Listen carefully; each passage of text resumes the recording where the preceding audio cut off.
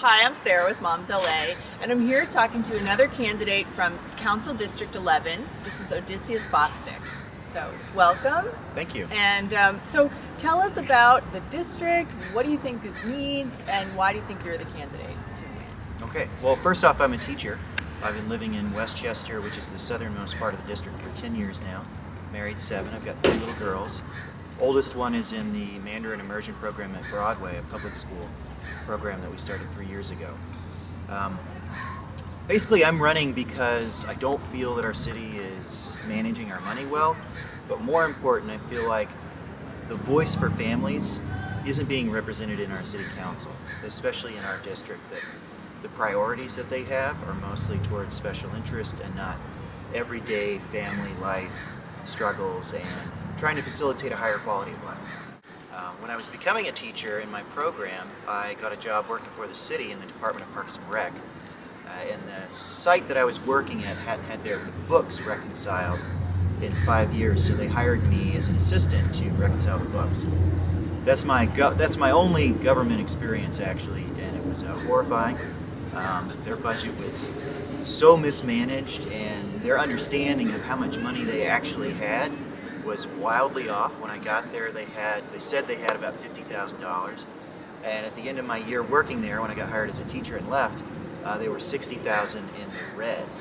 And when they crossed zero, I actually went to my director, because I'd never worked in government before, and I said, we just crossed zero, we have no money, we have less than no money.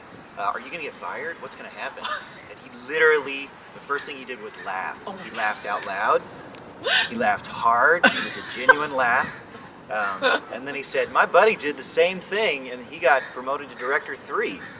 And then when the laughter died down, and I realized he was actually serious, I was horrified.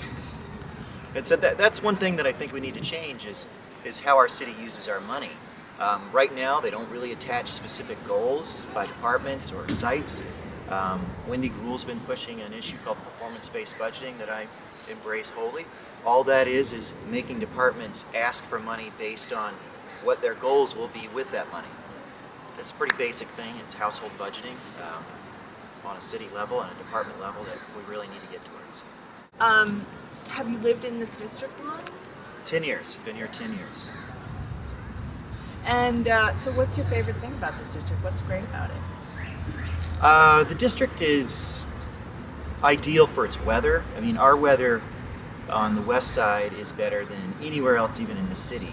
I talked to my nephew in Chicago today, and it's 2 degrees there, and it's obviously, 72, and it's January or February 1st. But even in the summers here, I step outside of my house, it's 75, and then I have to go downtown, and it's 100.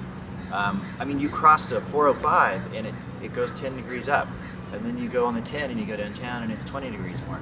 Our weather's amazing, but also it's a really great place to raise a family, because so many people are connected to their neighborhoods and their parks and their kids, and there's a real wholesome quality to our district that I think should be treasured.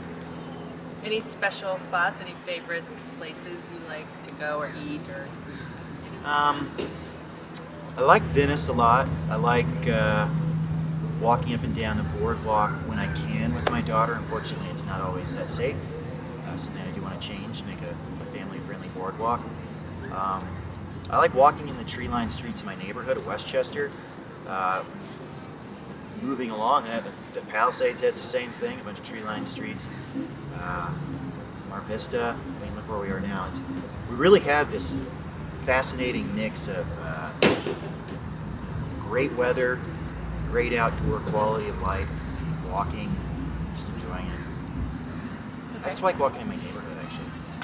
District 11, Okay. what are the top issues facing District 11 in your opinion? Okay, I'd say the biggest problem we have is we've suffered under a decade of mismanagement from the top. If you go to almost any neighborhood, you will find a really huge fissure in the community, mainly because the leadership in the council office has mismanaged everybody's efforts.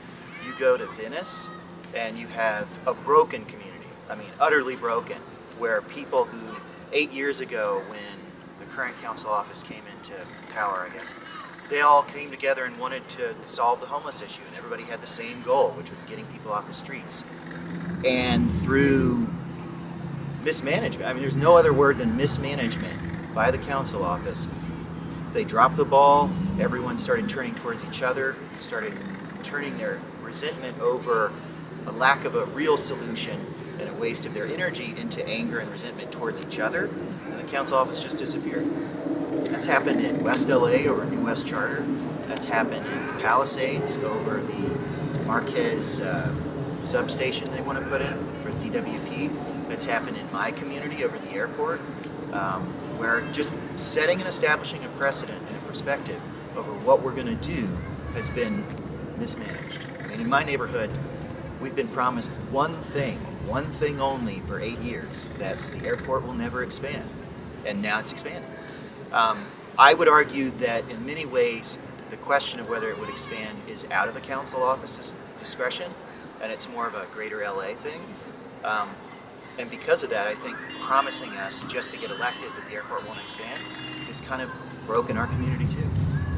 That's the major issue. It's just a lack of management, a lack of establishing perspective on issues, a lack of forthrightness and honesty.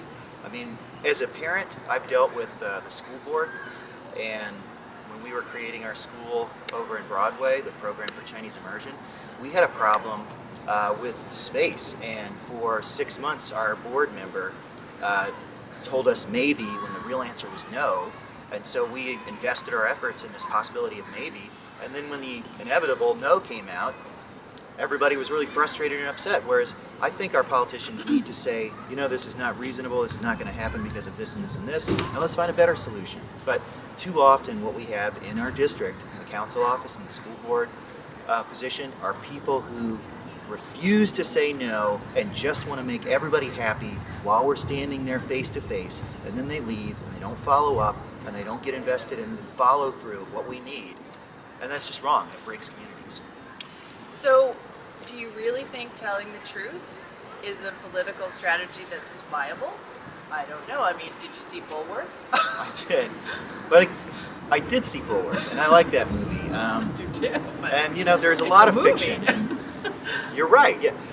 But I think the difference of what you're saying there and what I'm saying is that if elected to council, I'm putting in 4 years of hard work, and if I'm honored with a re-election, it'll be because I've invested myself honestly and earnestly in our community. And as a teacher, I know when you're dealing with people, you need to be honest and straightforward. And if you say no to anybody because of a good reason, and you take the time to invest yourself in explaining why that's a no, and you don't get elected again, that's good for the community, because you're facilitating an honest conversation about where we can go with things.